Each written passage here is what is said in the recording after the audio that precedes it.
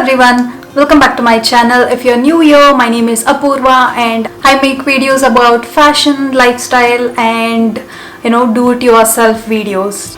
Oh, I also embarrass myself sometimes in front of you guys. You know what we have in common, me and you? Procrastinating. Because if you're watching this video on a weekday putting your work aside, then you're a procrastinator, and I love you for doing that because you're watching my video. I can't thank you guys enough for watching my video. But if you're not a procrastinator, please let me know how you do it in the comments below. I wanted to do this video from a really long time. Actually, I wanted to do this for the Dasara festival, and then I pushed it to Diwali, and finally here I am doing it. So in this video, I'll be showing you how to convert your plain basic sari into a designer sari with a lesser price and a simple method. If you're someone who can't afford those designer saris just like me, or have a lot of time to spare, then you're at the right place. Wait a minute, I'm a designer, but I still do it myself because getting it done by a good master costs a lot, and also because I refuse to spend money on the things that I can do. So I'll be basically showing two ways to convert your basic saris into a designer sari. For the first one, you don't need a sewing machine and it's really easy to make and anyone can do this. For the second one, you would need a sewing machine because it is something that involves a lot of stitching.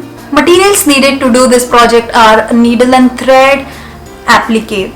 You will get these kind of applique on Amazon. You will get pearl detailed one, zardozi one, just in gold color, sequence one, anything that you want.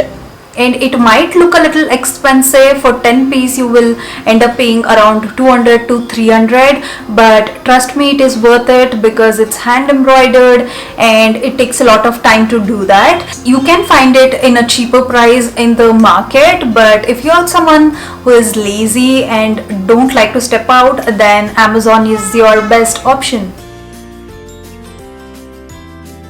So this is how I'm planning to place the applique on sari.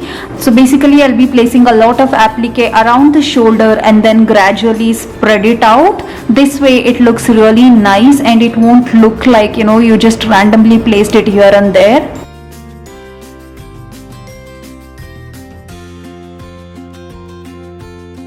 Wear your sari and then mark a point around your shoulder. And also mark a point just below your armhole on the other side. This way it is easy to place the applique. So this is the shoulder point that I had marked and this is the armhole point.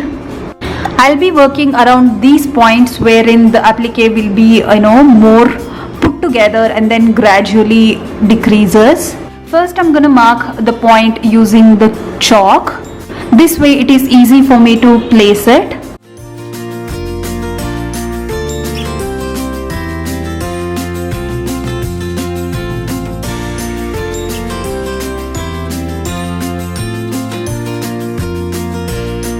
Once I'm done with the marking, I started placing the applique and then started pinning it using a dressing pin. This way everything stays at one point and I can visualize it whether it's looking good or not.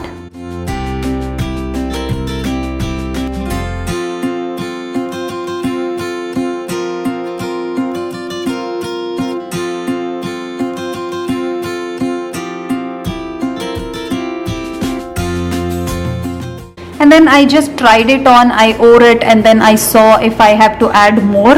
I clearly see that I have to add a lot on the shoulder part, so I guess I'll do that now. Once I'm done pinning it up, I'll start stitching it using a needle and thread, and I'm using a regular thread for stitching it. It's not a embroidery thread or silk thread, it's just a regular thread used for stitching. All you have to do is put up stitches on the four sides of the applique and at the center point. This way it stays really well. Once I was done stitching it, I just put a knot on the wrong side of the fabric 2 to 3 times so that it stays secure. And then do the same thing for all the applique. This will take a lot of time. I spent 2 hours every day after coming back from work for 5 days. So I ended up making it in 10 hours.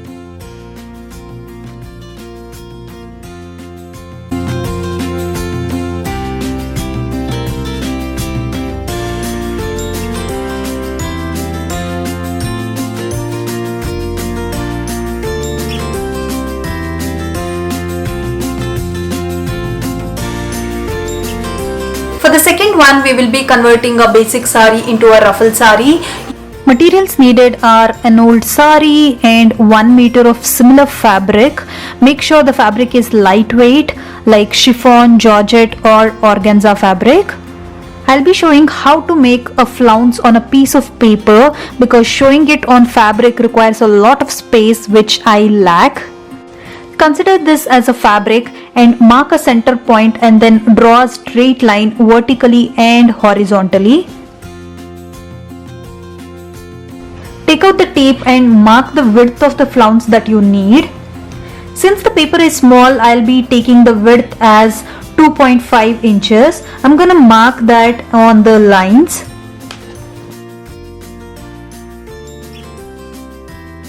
I'm gonna start from the center point and then start marking at 2.5 inches and then join the dots. This is basically a circular marking.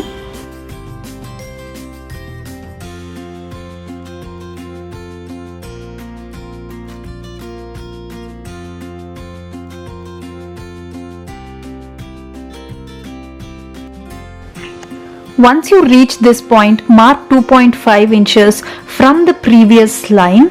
Continue doing it until you reach the end of the paper or fabric.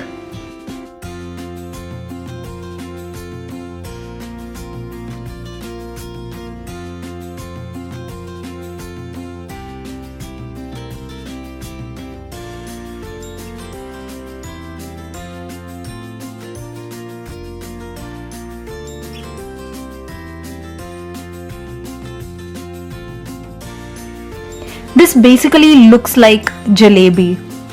I'm gonna cut it out now.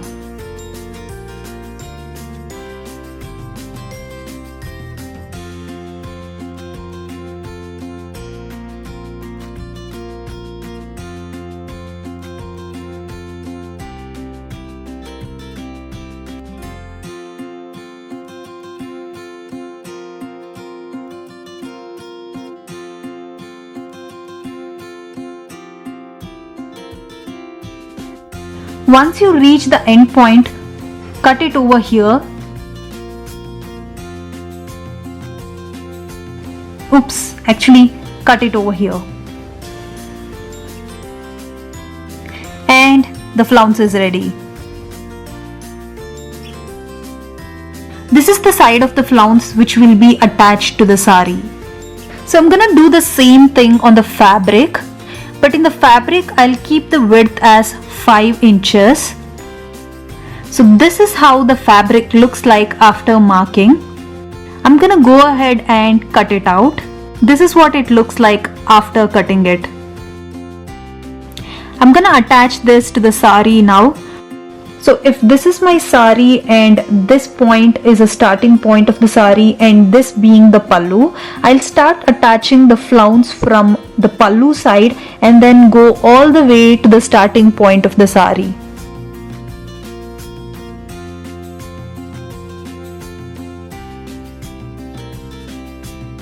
I will pin it up to secure it so that it's hassle free when stitching it, and then I'm gonna go ahead and stitch it.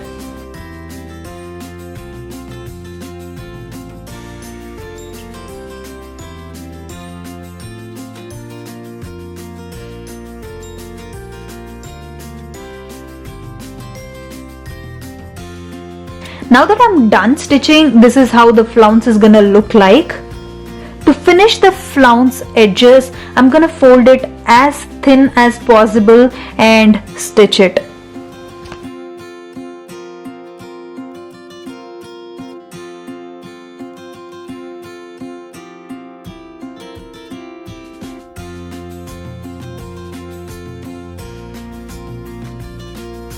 And then this happened. I literally stitched my finger, as in I pierced the needle through the finger and it was visible from the other end. What a midnight mishap.